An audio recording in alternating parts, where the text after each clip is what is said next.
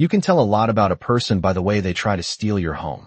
The first sound was metal striking wood, a hard ringing thud that cut through the quiet of my pasture before the sun had fully cleared the pine line behind the barn. I stepped onto my front porch in work boots and a flannel jacket, coffee still warm in my hand, and saw a man from the Homeowners Association driving a steel post into the ground beside my white fence. A bright red notice flapped in the cold morning wind, sharp against the frost-silvered grass, and even from 30 feet away I could smell the fresh ink and hot plastic from the laminated seal. Two black SUVs sat angled across my gravel drive like they belonged there. Their engines hummed low. My horses shifted in the paddock, uneasy from the noise, and one of them kicked the gate hard enough to rattle the chain. Then Melissa Grant stepped out of the lead SUV in a cream wool coat and sunglasses, holding a folder against her chest like it was a warrant from God. She did not say good morning. She did not ask if I was Ethan Walker.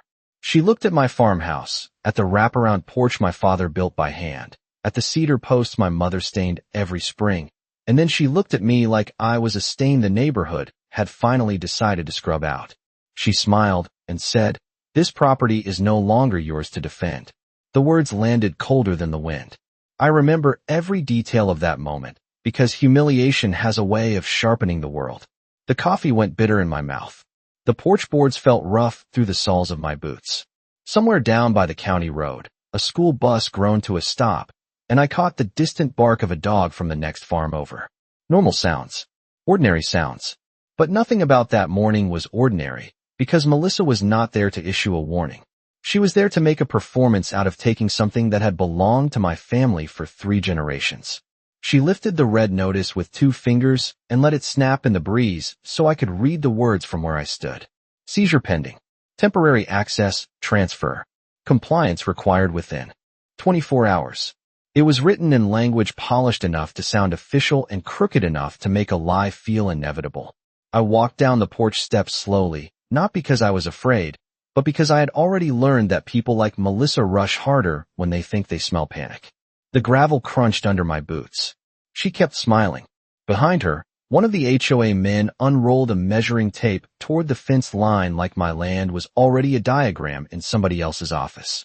Melissa told me my farmhouse sat on acreage now deemed essential to the community expansion plan. She said the board had voted. She said I was in violation of revised land use standards. She said there were easement complications, drainage concerns, access conflicts, and several other phrases designed to bury theft under paperwork. Then she tilted her head and lowered her voice just enough to make the insult feel personal.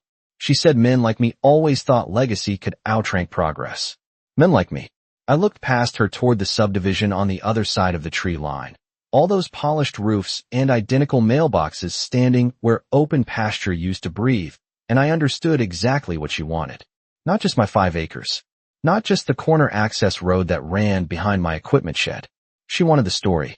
She wanted the neighbors watching from their windows to see a stubborn farm owner folded up neatly and carried off by procedure. She wanted me to argue, to raise my voice, to become the kind of man she had already described in private meetings. But I did not give her that. I just stood there with the smell of frost, diesel, and fresh ink in the air and let her speak herself deeper into a hole she did not know was there. Because while Melissa Grant was busy planting that red notice by my fence like a victory flag, my eyes had already landed on the one mistake that was going to cost her everything. And what she did not know, not yet, was that the quiet man standing in front of her in mud on his boots knew more about the dead under her neighborhood than anyone on her board had bothered to imagine. Melissa had the kind of voice that never needed to rise because it had been trained for. Rooms where people mistook confidence for authority. She took one slow step closer to me, her heels sinking just enough into my gravel drive to make her irritation flash for half a second, and then she looked past my shoulder toward the house, as if she were already deciding which parts should be torn down first.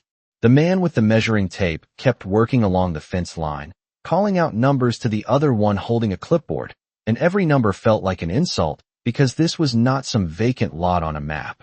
This was my front yard. This was the strip of ground where my mother used to line mason jars on the porch rail every August when she canned peaches from the orchard.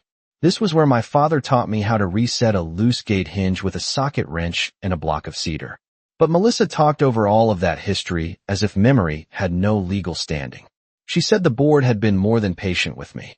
She said I had resisted modernization, ignored community expectations, and failed to understand that private land inside a managed development was still subject to superior neighborhood interests.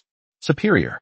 She used that word with a neat little smile, the way some people lay a linen napkin across their lap before cutting into dinner. I asked her to repeat it, and she did, slower this time, because she thought I had not understood her. By then I could feel movement around us. Curtains shifting across the road. A garage door opening somewhere in the subdivision. A woman in pale running clothes slowing at the corner with her phone in her hand, pretending to stretch while she watched. Melissa knew exactly what she was doing. This was never meant to happen quietly.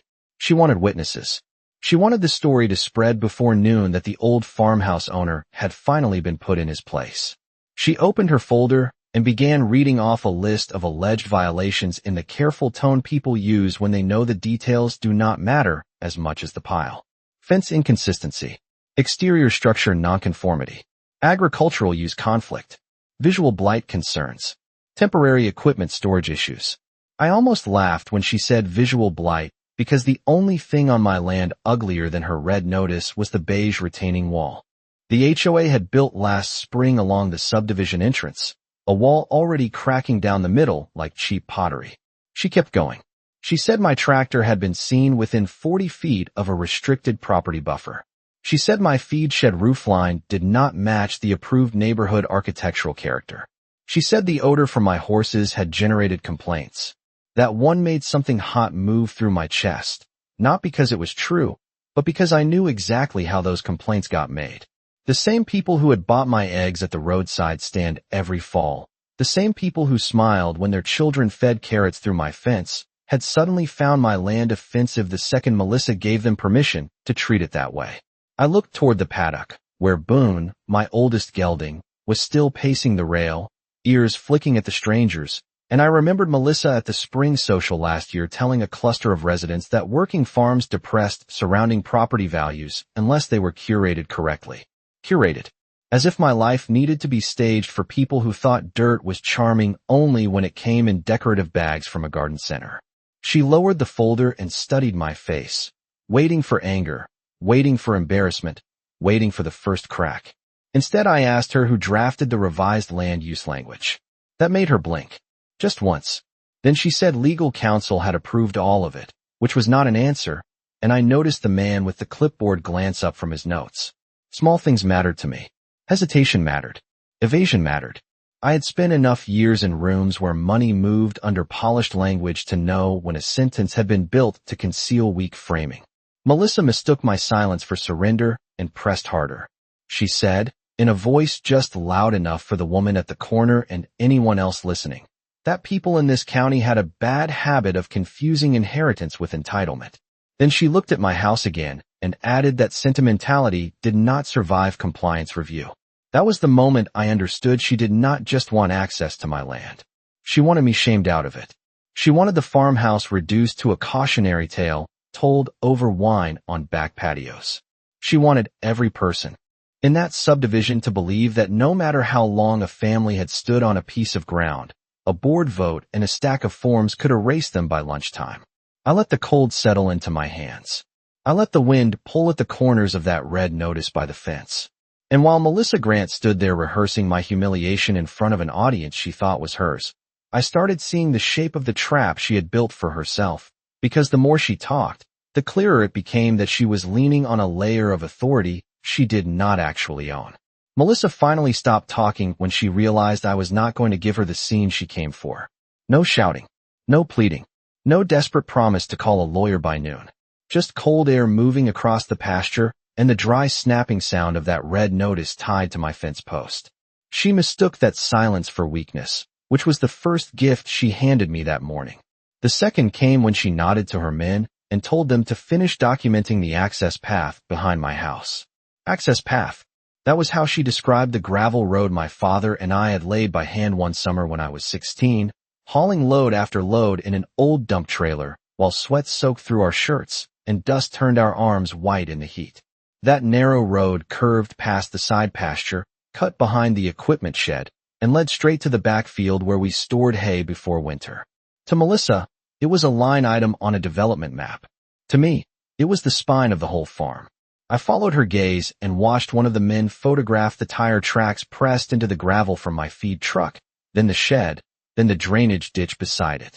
He crouched to capture angles like he was collecting evidence from a place already halfway condemned. I could hear the faint click of his camera over the wind, could smell the mix of cold dirt, cedar, and gasoline still hanging near the mower from the day before. Melissa tucked one loose strand of hair behind her ear and told me the board had every right to inspect all secondary structures connected to disputed acreage. Again, with that word, disputed, as if repetition could make fiction legal. I looked at the red notice on the fence and locked the image into my mind. Bright red border. Black block letters. Cheap plastic sheen catching the weak sun. That thing was meant to humiliate me first and pressure me second. People like Melissa understood theater better than law.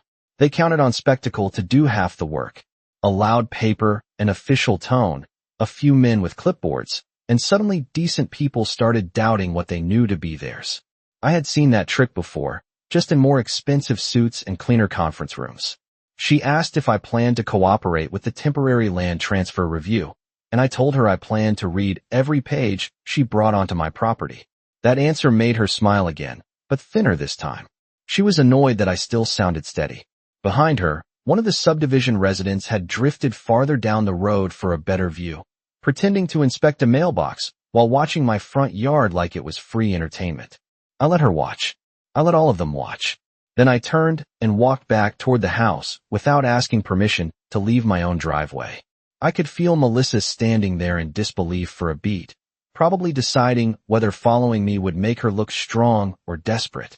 In the kitchen, the air still held the warmth of coffee and toasted bread, familiar and steady, the kind of smell that reminds you a home is made in layers nobody outside can read. Sunlight came through the sink window and fell across the old oak counter where my mother used to sort seed packets every March. I opened the drawer to the left of the stove, the one that always stuck in damp weather, and moved past a loose set of measuring spoons, 2 hardware receipts, and a faded flashlight until my fingers touched the envelope I had not opened in months. Cream paper. Heavy stock. My name typed clean across the front. I pulled it out and set it on the counter, and for a second I just looked at it while Melissa's voice carried faintly through the screen door outside. That letter had arrived years earlier and seemed unremarkable to anyone who did not understand what it connected. But I understood. I understood every line of the language, every signature, every layer beneath the polite formatting. Out by the fence, the red notice cracked again in the wind. Out behind the house, the gravel road to the shed lay exactly where it had always been, solid and patient, waiting. And in my hand was a letter that did not look like much until you knew what it opened. That was the thing Melissa Grant never saw coming. She believed power always announced itself with badges, titles, and a polished boardroom vote.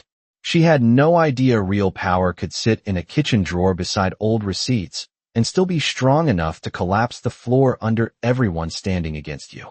By noon, the first email hit my inbox with the cheerful subject line of a routine compliance update, and by sunset, I had 7 more. That was how Melissa operated once she realized public humiliation alone was not going to bend me. She switched from theater to saturation. Every hour brought a new notice, a new alleged violation, a new polished sentence trying to turn my daily life into a stack of offenses. My fence stain was classified as inconsistent with neighborhood pallet standards. My equipment shed was suddenly labeled an auxiliary structure pending visual review.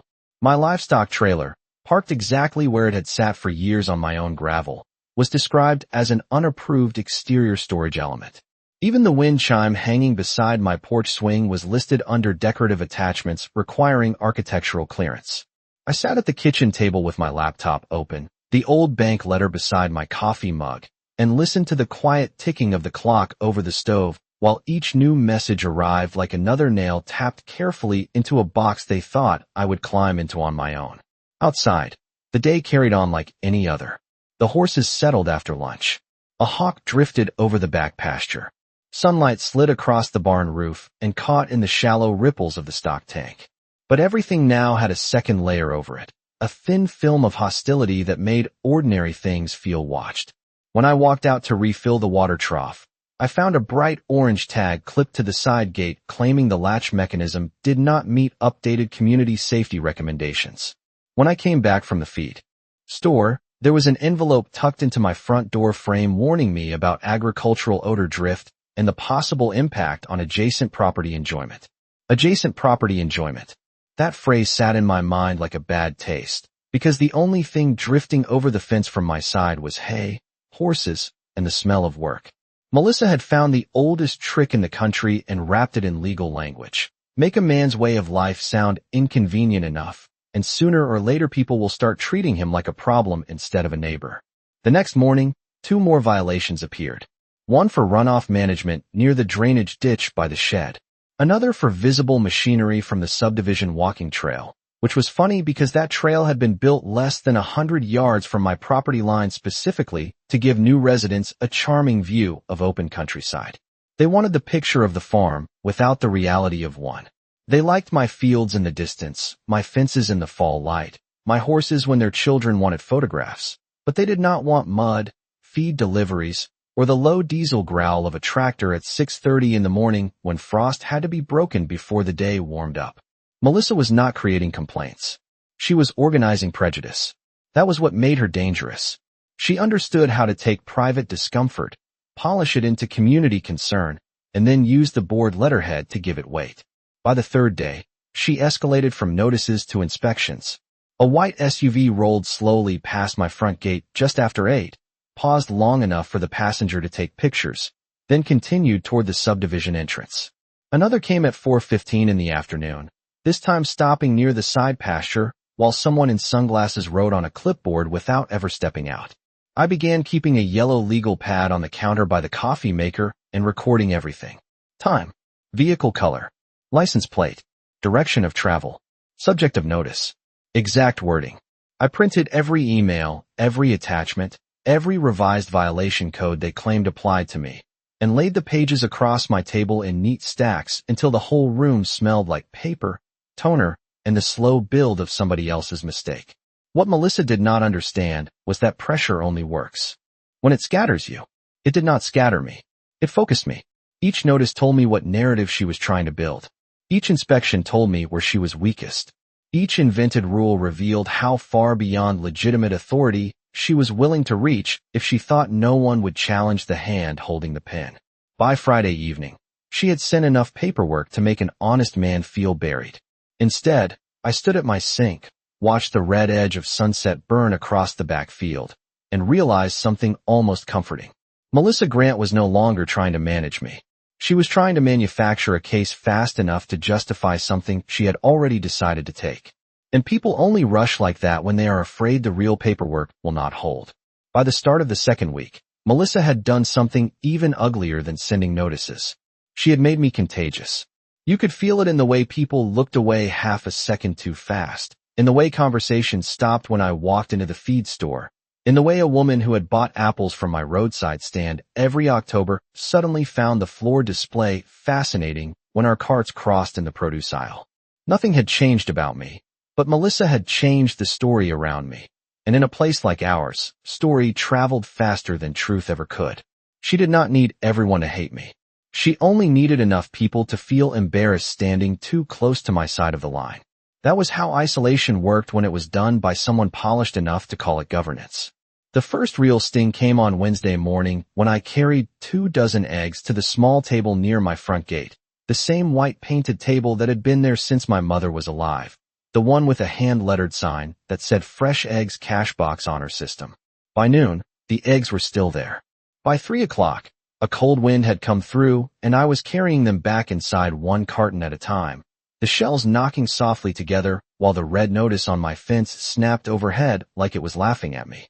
On Thursday, I drove into town for feed and mineral blocks and ran into Greg Holcomb near the co-op office. Greg had lived in the subdivision since the first phase went up. He used to stop by every couple of weeks for tomatoes, and his little girl once spent 20 minutes petting Boone through the fence while Greg took pictures and thanked me like I had given her a trip to Disneyland. That day he saw me, hesitated, and then gave me the kind of tight smile people use when they want credit for politeness without risking association. He asked how things were going in a tone that said he already believed the version Melissa had handed him. I told him I was fine. He shifted the receipt in his hand, looked toward the window, and said he hoped I would do the reasonable thing before lawyers got involved. Reasonable. That word followed me all the way back to the truck. Reasonable meant quiet. Reasonable meant surrender, dressed up as maturity. Reasonable meant everybody wanted this mess to disappear as long as it did not cost them anything. I loaded the bags into the bed, drove home past the subdivision entrance, and saw two women standing beside the cracked beige wall Melissa had once praised at a board meeting. They were talking with their heads close together, both of them glancing toward my pasture. One of them lifted her phone just slightly, not enough to be obvious, but enough for me to know exactly what she was doing. My land had become content. My humiliation had become neighborhood entertainment. That evening, as the light turned copper across the backfield, I walked the fence line and could almost feel the weight of their eyes left hanging in the air. The horses sensed it too. Boone kept his head high and ears angled toward the road. Daisy stayed near the far rail instead of coming up when I called. Even the place felt like it had been pushed a few inches out of alignment by all the attention pressing against it. And still Melissa kept tightening the social noose. The community newsletter arrived on Friday morning with a cheerful update about preserving neighborhood character and ensuring shared standards for long-term property value protection. No names, no direct references, but the timing was too clean, the language too familiar, the message too pointed. I could hear her voice all through it. Preserve character, shared standards, responsible stewardship. Words, soft enough to pass around at patio dinners. Sharp enough to cut a man out of his own community without ever saying so directly.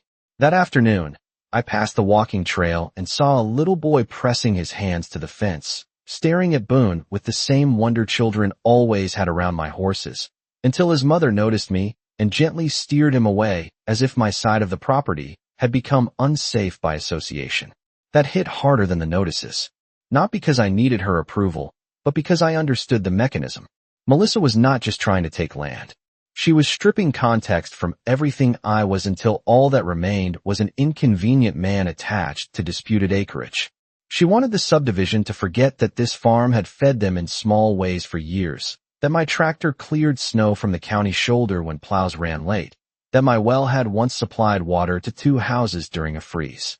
She wanted memory replaced with branding. But memory is stubborn, and mine was sharper than hers. So that night, while the house settled around me and the smell of cedar and old coffee held steady in the kitchen, I sat at the table with my yellow legal pad, my printed notices, and that cream-colored bank letter beside my hand, and I started building my own version of the story, one detail at a time, because if Melissa Grant wanted to turn the whole neighborhood against me, then she was going to learn what happened when the man she tried to isolate stopped caring who watched. That weekend, the farm felt quieter than it had in years. And not because the wind had died or the horses were calm, but because silence has a different weight when it settles over a place people are trying to take from you. Saturday morning came in pale and cold, with a thin layer of frost still clinging to the cedar rails and the pasture grass bending silver under the first light. I stepped onto the porch before sunrise with a mug of coffee warming both hands and looked out across the yard the way my father used to, not scanning for problems, just taking inventory of what was still ours. The porch boards gave their familiar low creak under my boots. The smell of old wood, cold earth, and distant hay drifted up from the barn. Somewhere near the back field, Boone let out a low, restless breath that rose white in the air. Everything looked the same. That was the hardest part. Theft always begins before anything is physically gone. It starts when other people decide your memories are less binding than their paperwork. I walked down the steps and crossed the yard slowly, letting my eyes land on things I knew so well I usually stopped seeing them. The porch swing my mother had insisted on painting twice because the first white was too stark in summer light. The corner post my father replaced after a storm in 1998, shaving the top by hand, because he hated store-bought caps. The line of lavender bushes near the kitchen window, thin now in the cold season, but still standing where my mother planted them to keep bees close in spring. Melissa saw acreage, setbacks, access routes, and value per square foot. I saw the exact patch of grass where I had sat cross-legged at 9 years old, while my father showed me how to sort bent nails from good ones into 2 coffee cans. I saw the stretch of porch where my mother shelled peas in a blue bowl every June while listening to baseball on a radio with bad reception. I saw the side yard where my parents slow danced one 4th of July after the neighbors left, thinking nobody could see them. Places remember things, even when people are gone. That was why Melissa had miscalculated from the beginning. She thought this was a property fight. It was not. It was a memory fight, and she had stepped onto ground strengthened by more than deeds and survey maps. I followed the gravel road behind the house, the same narrow road her people had photographed like it was an inconvenience. And with every step I could feel another year rising to meet me. Summer dust under truck tires. Fall leaves packed wet into the ruts. Winter mornings when my father and I salted the low spot near the ditch before the sun came up. He used to say a road tells you what a family values by what it leads to. Ours led to the shed, the hay storage, the backfield, the work that kept the place alive. It was never decorative. It was necessary. At the shed door I paused and ran my hand over the weathered wood where old scratches still marked the height of feed sacks dragged in during bad winters. My father made most of this building from reclaimed lumber and stubbornness. He believed anything worth standing should be built twice, first in the mind and then with your hands. I could still hear the sound of his hammer in memory, steady and patient, not angry, never rushed. My mother used to bring us sandwiches wrapped in wax paper and laugh that the two of us worked like men trying to outrun time. Maybe we were. Maybe every family that loves a place is doing exactly that without admitting it. I stood there in the cold light, breathing in the smell of hay dust, old boards, and oil from the tractor shelf, and understood why the notices had bothered me less than the contempt behind them. Melissa had not just tried to claim authority over my land. She had spoken about this place like history was clutter, like effort was cosmetic, like legacy was just another sentimental weakness men used when they ran out of legal footing. She had never carried lumber with a father who believed silence could still teach. She had never watched a mother kneel in garden dirt and press roots into the ground, as if planting faith itself. She had never known what it meant to inherit not money, not status, but a responsibility so intimate it felt stitched into your hands. When I got back to the house, the kitchen was full of winter morning light, clean and pale across the counter, and that cream-colored bank letter was still lying where I had left it beside the yellow legal pad. For a long moment, I looked from the letter to the window over the sink, where I could see the porch rail, the lavender, and a slice of the fence with that red notice still flapping out there like an insult left on a gravestone. Then I sat down, placed my palm flat against the envelope, and made a promise nobody heard but me. If Melissa Grant wanted to turn my family home into a line item, then I was going to make sure the first thing she lost was the illusion that she understood what kind of man she had. Push this far. Monday morning arrived with rain so fine it looked like fog caught halfway to the ground. And for the first time since Melissa planted that red notice by my fence, I did exactly what she wanted me to do on the surface. I became quiet. I stopped answering her emails the minute they arrived. I stopped stepping onto the porch every time a white SUV rolled past the gate. I stopped giving her the courtesy of visible resistance. From the outside, it probably looked like I was finally breaking down under the weight of everything she had thrown at me.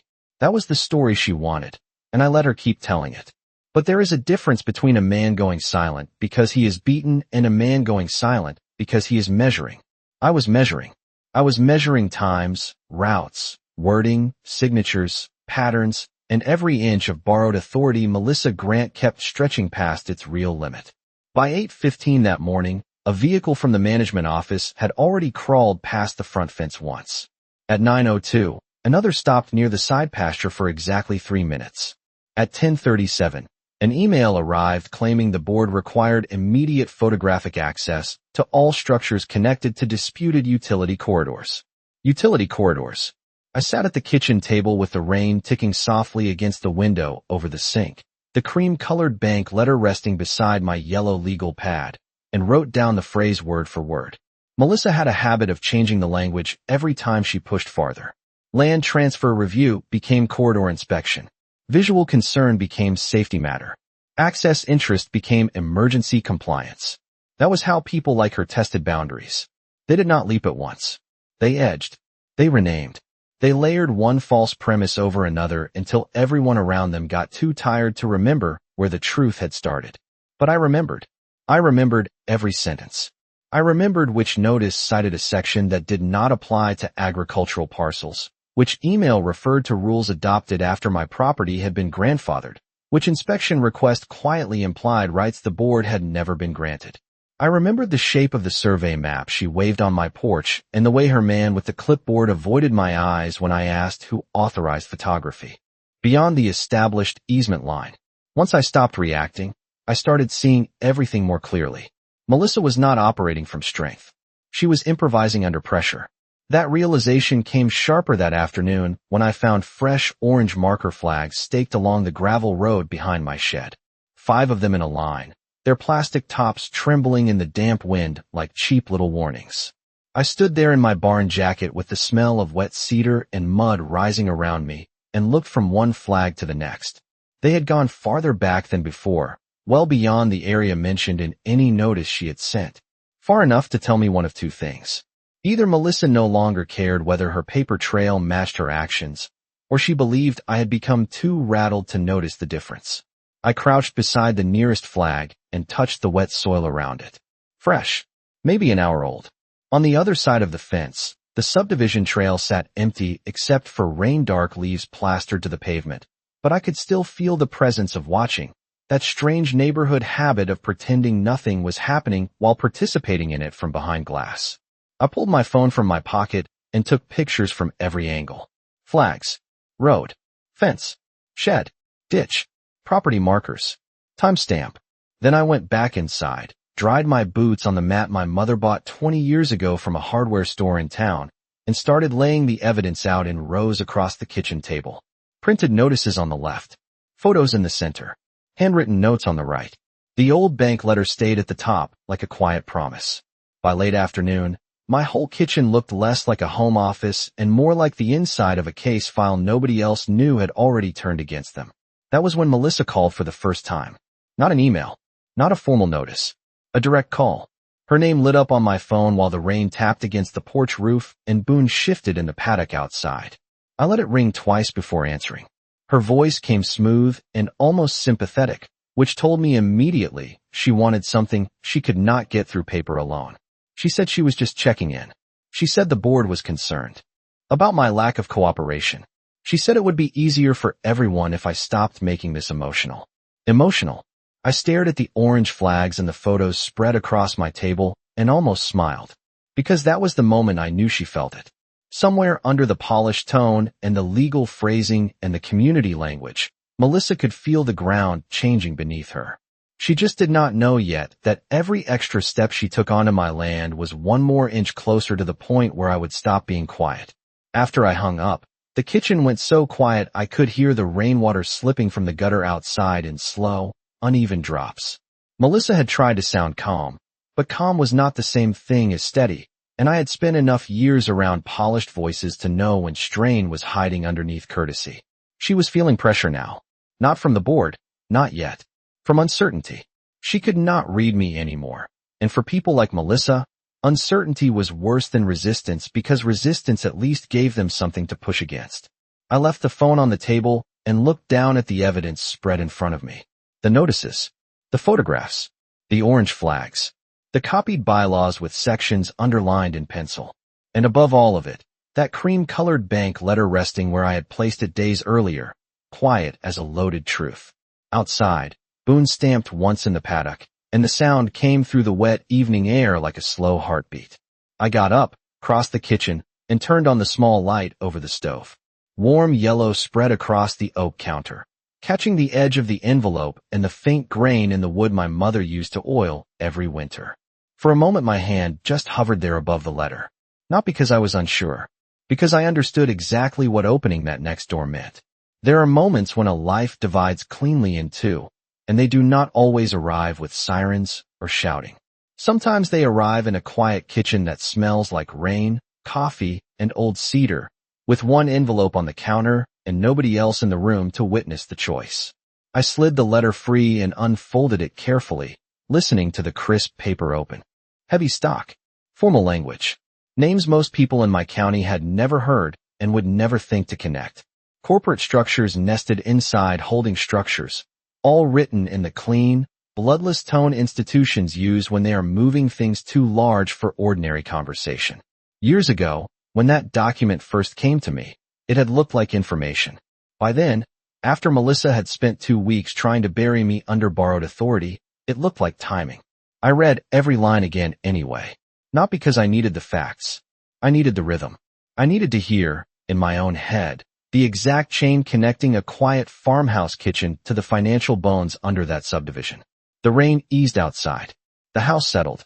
Somewhere in the wall by the pantry, the old pipes clicked as the temperature dropped. I folded the letter back along its original crease, opened the drawer by the refrigerator, and took out a leather-bound address book that had belonged to my father. Most of the numbers inside were outdated now, old feed suppliers, neighboring farms, an insurance man in town who retired 10 years ago. But one number, written in my father's tight block handwriting on the back inside cover, had not changed. I stared at it for a long second, then picked up my phone and dialed. The line rang once, twice, 3 times. Then a man answered with the kind of voice that gave away nothing unless you already knew what it carried. I told him my name. There was a pause on the other end, not from confusion, but recognition settling into place. I said I needed him to review a sequence of actions involving disputed land claims, unauthorized inspection activity, and a community board asserting rights beyond recorded authority. I kept my tone plain. I did not dramatize. Men like him did not need drama. They listened for structure, not emotion. When I mentioned the subdivision by name, the silence changed. Sharper now, more alert. Then I gave him one more name. Melissa Grant. Another pause. This one longer. He asked if I had documents. I looked down at the spread across my kitchen table and told him I had everything. Notices, photos, times, language, entry attempts, and statements made in direct contact. He asked if there had been any public claims of imminent control transfer. I thought of Melissa on my porch, her cream coat, her sunglasses, the red notice snapping at my fence like a flag planted on conquered ground, and I said yes, there had. The man on the other and let out one slow breath. Then his voice turned precise. He told me not to respond to any further informal contact. He told me to preserve every document in original form. He told me I would be receiving a secure request for copies before morning. And then, just before ending the call, he said the one thing that made the whole room feel different around me. He said, "Mr. Walker, if they move this far without checking upstream, then they have made a very expensive mistake." When the call ended, I stood alone in the warm yellow kitchen light and listened to the last of the rain slide off the porch roof. Out at the fence, that red notice was still out there in the dark, still fluttering where Melissa had left it like a promise. I folded the bank letter once more, set it carefully back on the table, and for the first time since this started, I felt the balance shift. Not loudly, not dramatically, just enough to know that the next move was no longer hers. The secure request arrived at 6:12 the next morning, clean and unremarkable in my inbox, with none of the puffed-up urgency Melissa liked to wrap around her messages.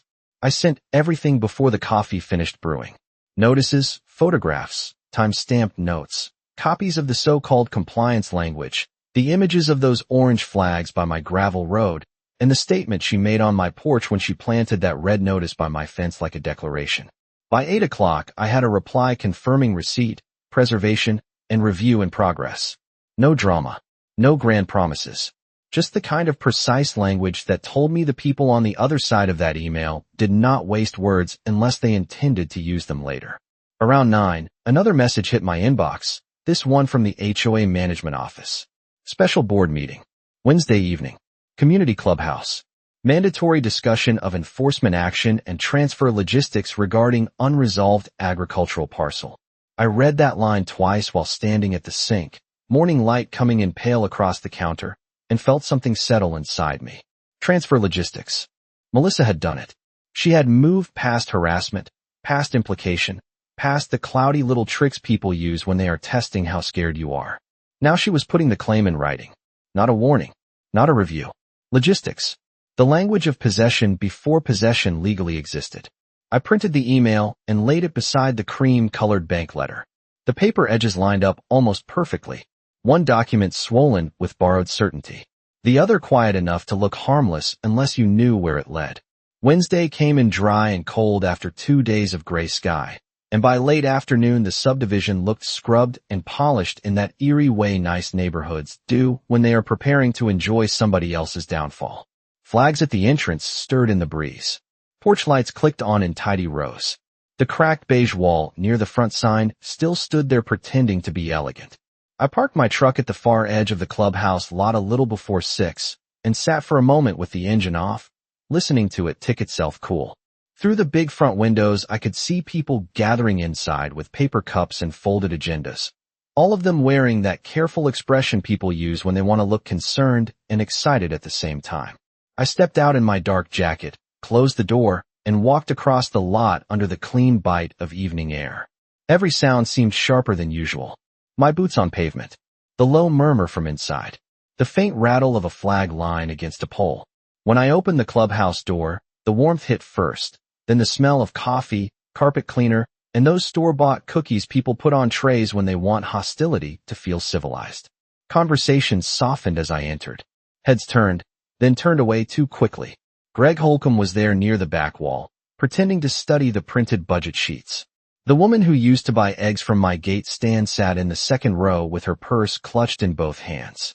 Melissa stood at the front beside a portable projector screen, dressed in navy this time, crisp and deliberate, with a stack of folders arranged in perfect alignment on the table behind her.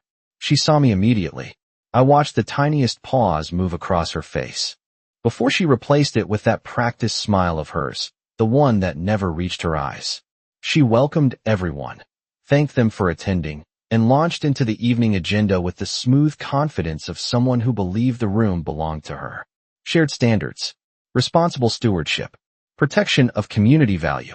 She used every familiar phrase like stepping stones toward the thing she really wanted to say.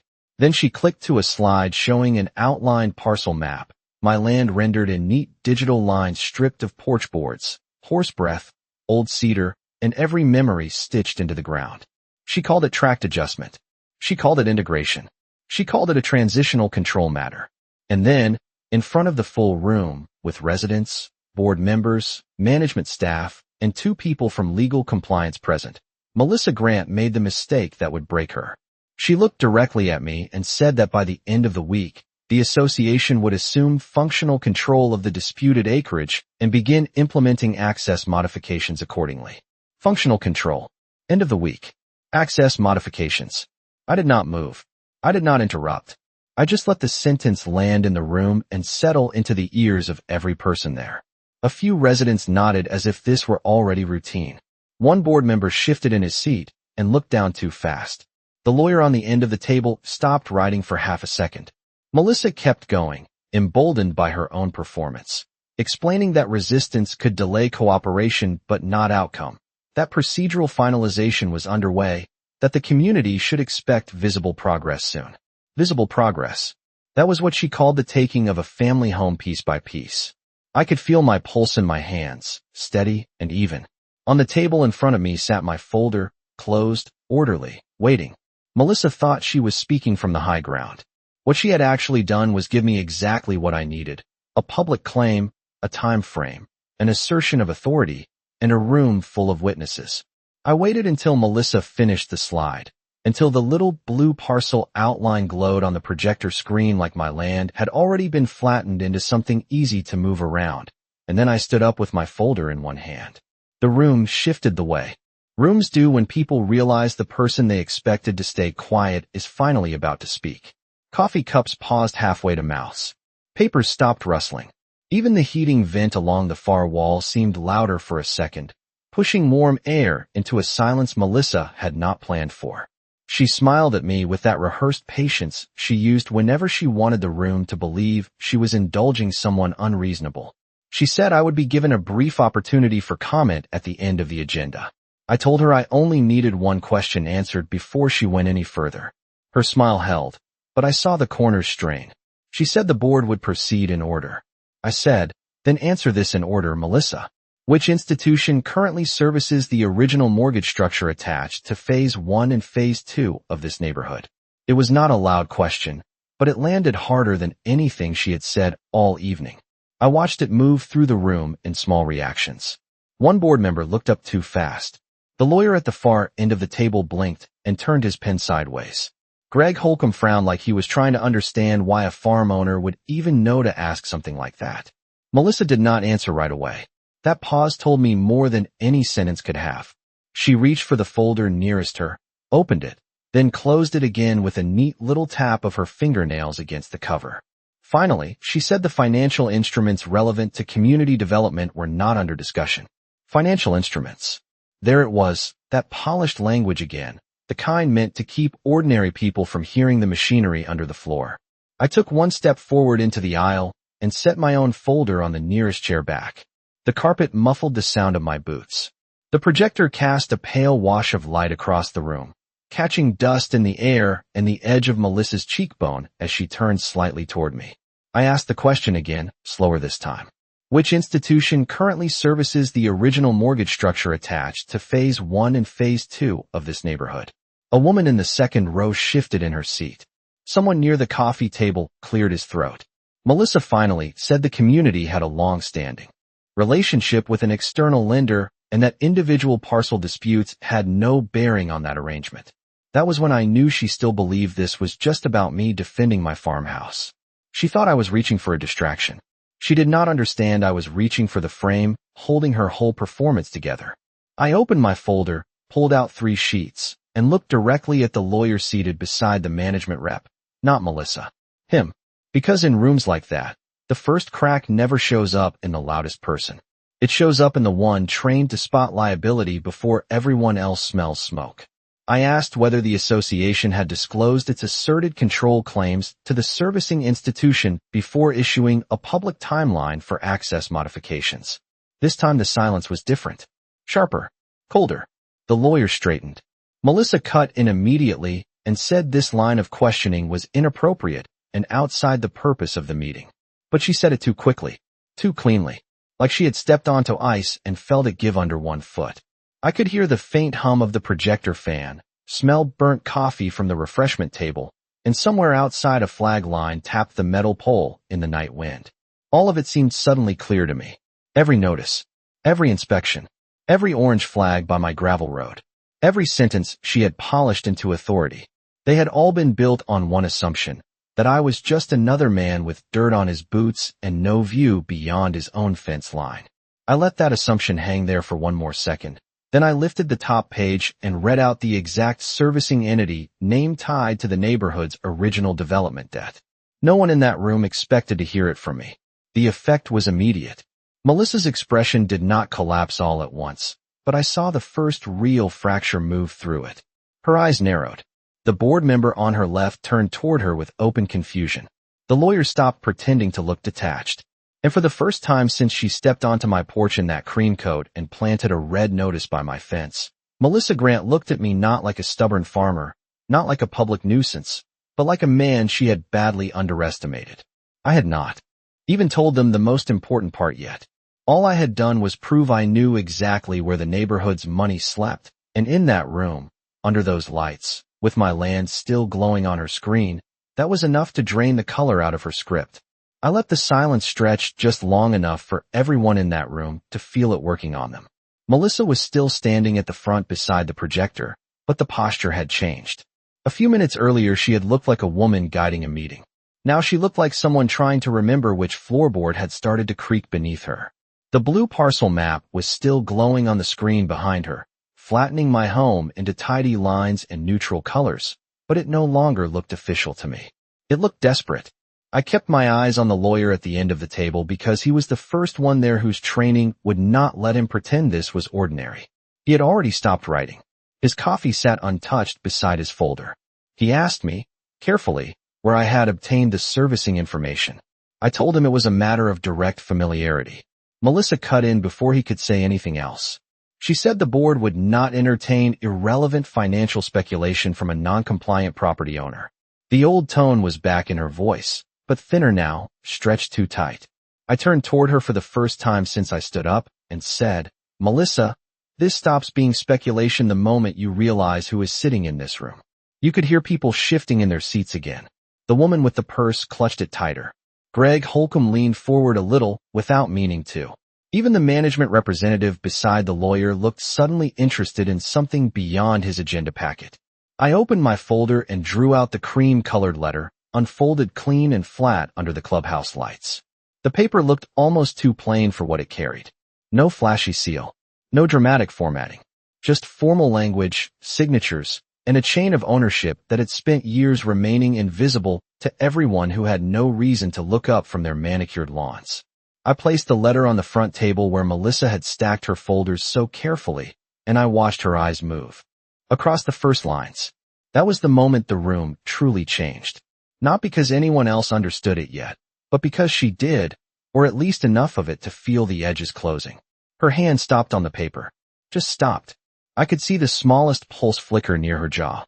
I said, in the same calm voice I had used on my porch, that the trust my family established years ago holds the controlling interest in the institution servicing the original mortgage structure for this neighborhood. Not a small share. Not a symbolic role. Controlling interest. I did not raise my voice. I did not need to. The words were heavy enough on their own. A sound moved through the room then.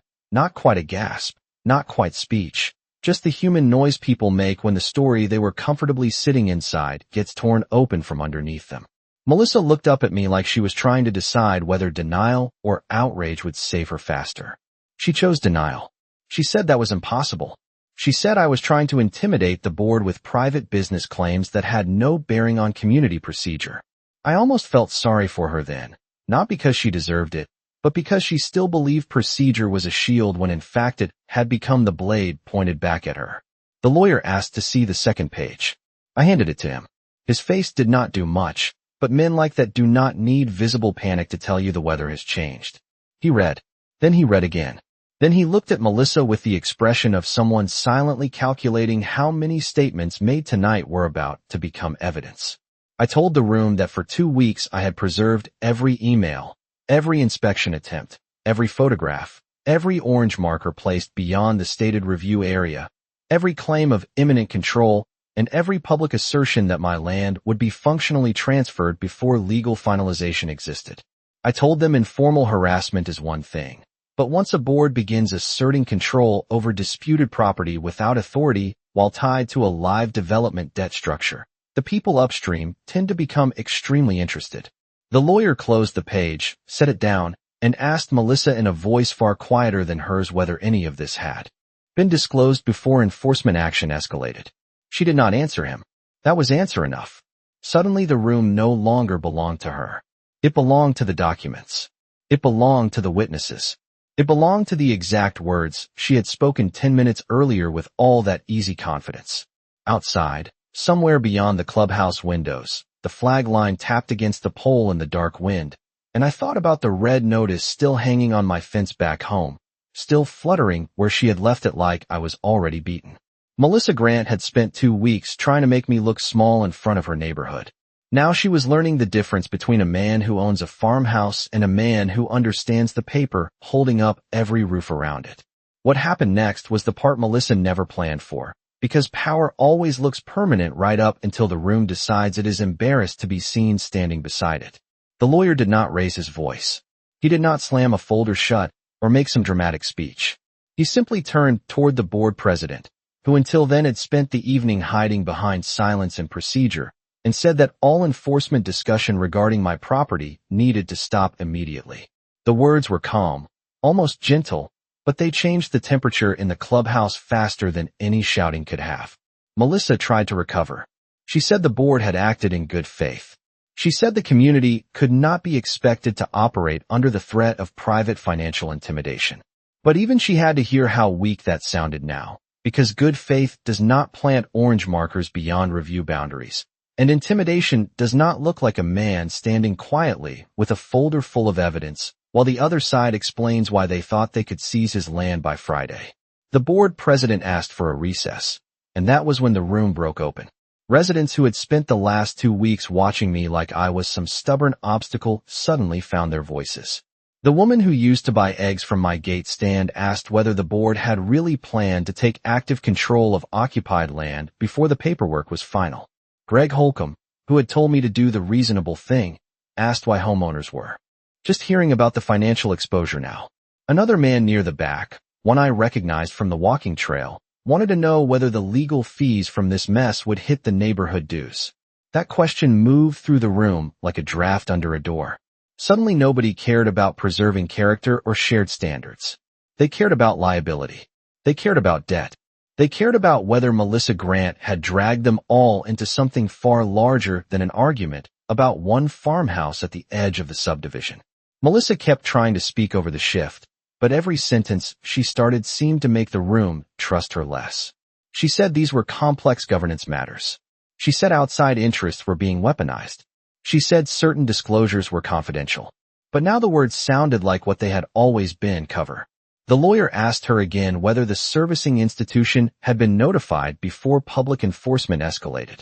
She still did not answer directly. Instead, she blamed the management office, then the land use committee, then vague misunderstandings about phased authority. Watching her do that was like watching fine glass crack from the inside. All that polish, all that neat confidence, and the first thing it revealed under pressure was how quickly she would leave everyone else holding the weight for her. The management representative shifted away from her in his chair. One board member removed his glasses and rubbed his forehead like he was already calculating what this would look like in writing. I stood there with my hands resting lightly on the back of a chair and felt something strange settle through me. Not triumph exactly. Something colder and steadier. Recognition. This was the moment the story turned back into the truth. The lawyer finally closed the folder, looked around the room, and said that no person affiliated with the association was to enter, mark, inspect, or assert control over my land pending immediate external review. He said all prior notices connected to transfer language needed to be withdrawn from active enforcement status by morning. He said any further contact with me regarding acreage control was to happen only through formal counsel. Formal counsel. Hearing that in front of everyone gave the whole thing a clean finality that Melissa had spent weeks trying to deny me. Across the room, people who had once watched from sidewalks in front. Windows now looked anywhere but at her. It was not outrage on most faces. It was worse. It was self-preservation. The kind that arrives the moment a crowd realizes it attached itself to the wrong certainty. Melissa looked at me once then, really looked at me, and for the first time since she stepped onto my porch in that cream coat, there was no superiority left in her expression. Only calculation and the first dull edge of fear. She knew what came next. Paper trails. Reviews. Questions she could not charm her way around. The meeting ended in fragments after that. Not with a gavel or a vote, but with residents clustering into low, urgent conversations and board members peeling away from Melissa one by one as if standing too near her might stain them. I gathered my documents slowly, slid the cream-colored letter back into my folder, and walked out into the cold night air. The flags at the entrance snapped softly in the wind. My truck waited under the parking lot lights with a thin silver film of frost beginning along the windshield. As I drove home, the subdivision lights passed in neat rows on my left. All those roofs resting on debt structures most of them had never thought about for a single day. By the time I turned onto my gravel road, the sky had gone clear and black above the pasture. My headlights found the fence, the cedar posts, and that red notice still hanging where Melissa had left it, fluttering weakly now in the dark. I parked, stepped out, and listened to the quiet of my own land settle around me again, knowing that before the next evening came, somebody from that board was going to have to walk back up this drive and start undoing everything they had done.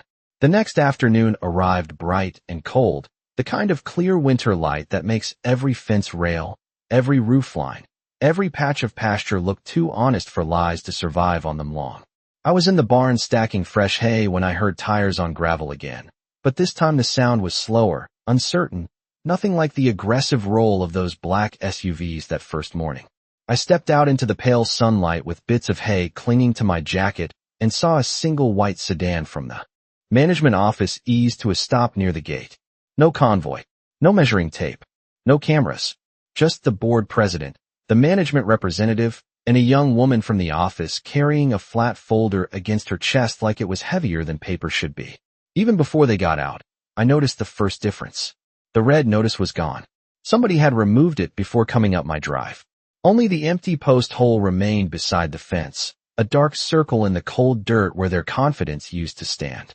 The board president walked toward me with his shoulders tight and his coat unbuttoned, his face wearing the exhausted look of a man who had spent all night discovering how much trouble someone else had signed his name into. He did not try to smile. He did not pretend we were neighbors working through a misunderstanding. He held out a formal withdrawal of enforcement actions, a written confirmation that all claims involving control, inspection, transfer, and access modification regarding my land were null, suspended, and under outside review. The language was clean, careful, and stripped of all the swagger Melissa had wrapped around every notice she sent. I read it once in the barnyard with the smell of hay, cold cedar, and horse feed rising around us. Then read it again just to enjoy the absence of her voice in it. The management representative shifted his weight and informed me that all prior notices affecting my property had been rescinded from active status. All markers placed beyond documented review lines had been ordered removed, and all future contact would go through formal counsel. Behind him, the young woman from the office kept her eyes on the folder in her hands like she did not want to be caught witnessing the humiliation of the people who signed her checks. I asked one question. Where is Melissa? The board president glanced toward the subdivision road before answering. He said she had stepped down pending investigation. Stepped down. Another polished phrase. But I could hear what sat under it. She had been abandoned by the same machinery she thought she controlled. When pressure came from above, the board did what boards always do. They protected themselves first. I signed nothing except acknowledgement of receipt. Then I watched them walk back to the sedan, careful on the gravel now, careful in a way they had never been when they thought my silence meant permission. After they left, I drove the fence line and found every orange marker gone from the road behind the shed. No plastic flags. No fresh footprints. No false claim to future control. Just the gravel my father and I laid down years ago, curving exactly where it always had, solid and useful in mine. By late afternoon, the subdivision had already begun performing its quiet little ritual of rewriting the past. Greg Holcomb came by the gate in his pickup and stood there with both hands in his jacket pockets, talking too much about how fast rumors spread and how nobody had realized how far things had gone. He apologized without ever fully naming what he had participated in, which was about as much courage as some men ever manage. I let him speak. I let him look at the pasture. I let him understand the distance between regret and repair. Not long after he left, the woman who used to buy eggs pulled in and asked if I had any fresh cartons available. Her voice had that fragile brightness people use when they are hoping normal can be purchased back with cash and a smile. I sold her 2 dozen and said nothing more than the price. The sun was low by then, turning the windows of the subdivision gold while my own porch sat in a softer light, warm against the cold field beyond it. When the last car sound faded and the horses settled into their evening rhythm, I walked out to the fence post where that red notice had once flapped like a threat. The empty hole in the ground was still there, and beside it, tucked half under the grass, I found a torn strip of the laminated edge they must have missed in their hurry to erase themselves. Bright red, cheap plastic, sharp against the brown winter earth. I picked it up, carried it back to the porch, and set it on the railing beside my coffee while the first stars came out over the pasture. The house creaked softly behind me, the same way it had when my parents were alive, the same way it had through every season of work, drought, harvest, repair, and grief. Nothing about it needed Melissa Grant to validate its worth. Nothing about it ever had.